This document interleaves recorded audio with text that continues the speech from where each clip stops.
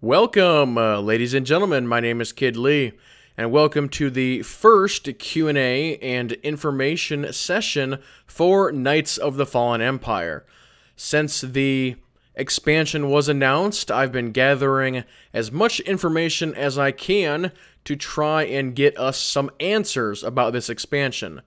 Now, unfortunately, I won't be able to answer everything in this first Q&A, because there's some details that just simply don't have answers at this time. But I'm going to go over just a bunch of stuff that I have discovered over the last week. Let's go ahead and start with companions. If you have not heard, when Fallen Empire drops, we are basically going to lose all of our companions.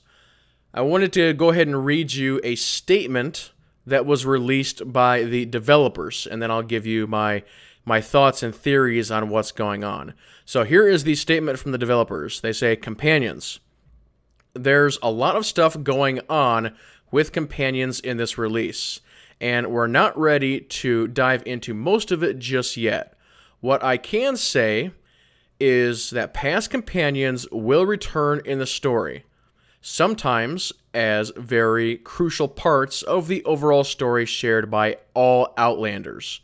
And if you don't know, our characters, that's going to be the new title of our characters. We're going to be called the Outlanders.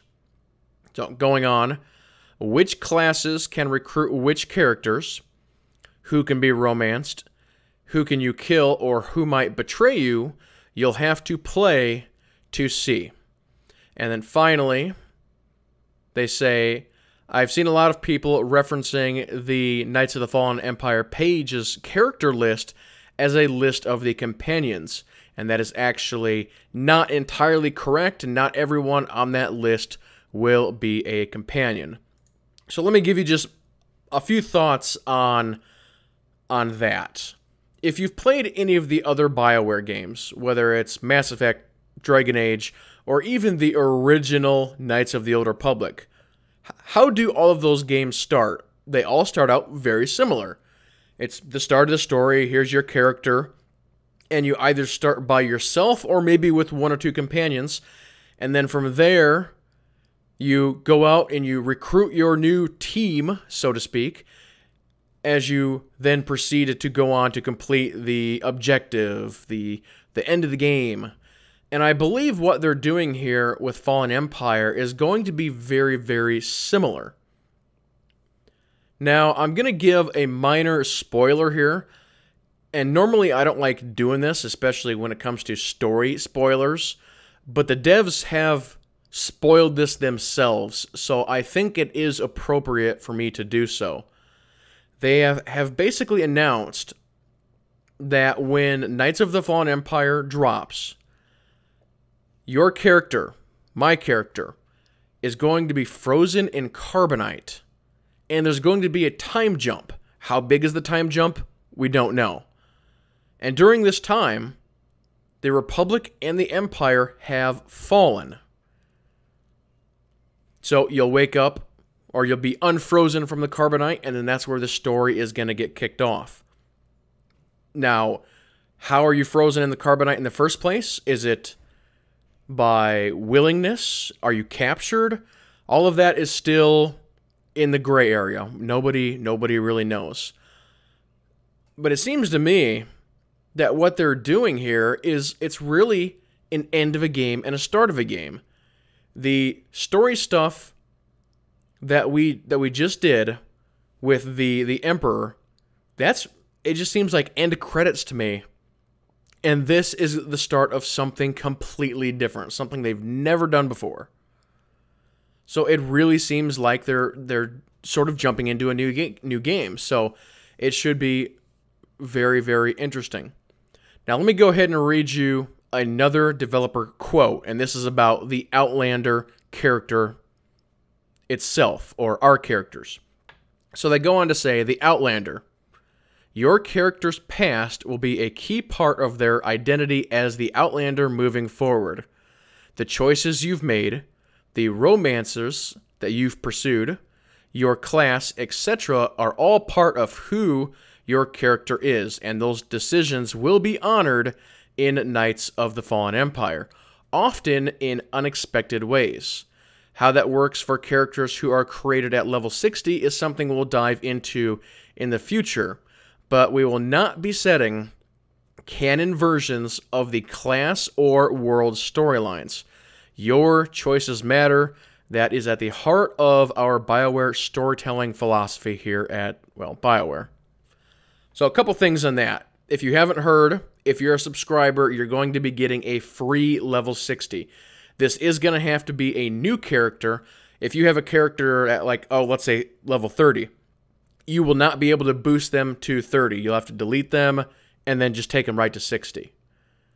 You will have an option to, if you want to buy into a second level 60, they are going to give everybody the option to do so. So maximum 2 level 60s, and they are going to raise the character server limit by 2. I think initially they announced that they weren't going to do this, but I think they must have changed their minds and said, yeah, all right, we'll go ahead and do it. So the other thing that was sort of mentioned in there was the fact that they're not going to create canon versions of the class or world storylines. And again, if I go back to what they've done with Mass Effect and Dragon Age, you played Dragon Age or Mass Effect 1, and when you went into the second game, the third game, all of your decisions carried over. So it appears they are once again doing that, which is really, really cool. Now, my theory on how they're going to do this if you create a new level 60, I believe they're going to put you through a Q&A session. So after you create your character, it's going to be, okay, here's the list of all the possible decisions you could have made. Here's the class decisions, romance decisions, world story decisions. And you basically have to check it out, fill it out, and then it will be set for your character. They actually did something very similar for Dragon Age Inquisition. When they went from 2 to 3, if you wanted to carry over your stuff, you had to go to a website, fill everything out, and you were good to go. So I believe they're going to copy that format and do something very, very similar. So just overall, very, very cool stuff. So I've pulled 2 questions from the community that I'll go ahead and answer. So question number 1 is, my major concern with the new expansion is that I cannot return to the old planets. I love traveling there, and you have proven with the Korriban and Tython flashpoints you can make it happen. So can you please confirm whether or not we can return to the old planets after being frozen in carbonite? And Eric Musco, the community manager, got on and said, confirmed, you will be able to return to the old planets. So that tells me that when the Empire and the Republic fall, they must be making some sort of major changes across the board to stuff. And again, that's something that we really haven't heard too much about. So we will have to wait and see. And then the next question from the community is, can you clarify if the player factions will be merged? Will pubs and imps be able to play together in Warzone, Ops, Chat, Guilds, etc.? And then Eric Musco chimed in again by saying, good questions, but the factions will not be able to play together in grouped content as of now. And then sort of a side note to that, no, you are not able to join the new faction. So one last piece of information that I will give you guys, and this is going to be just a total guess on my part, because this is probably one of the biggest questions that we don't have answered yet.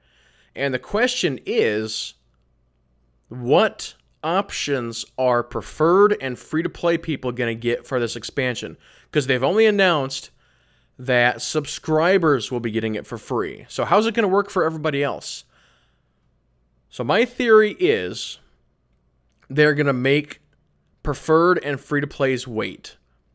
For subs, it's going to come out in October. And then for preferred, I'm guessing that they're going to make you wait till December or even January, and free-to-play will be a month or 2 after that. And again, that is just my pure guess based on the information that I am seeing here. I don't know if they'll give you guys who have those options as straight up buy option, like here, $20 and you can get in. Don't know if they're going to do that, but that's just my pure guess on how they are going to handle it. But that, ladies and gentlemen, we'll go ahead and do it for this first Q&A and informational look at Knights of the Fallen Empire. If you have any comments or questions, please leave them below. I'd like to feature them in the next episode of this that I do, because I'm sure there's going to be many more to come. But yep, comments or questions, please leave them below. Thank you all so much for watching. And with that being said, everybody keep playing and have fun.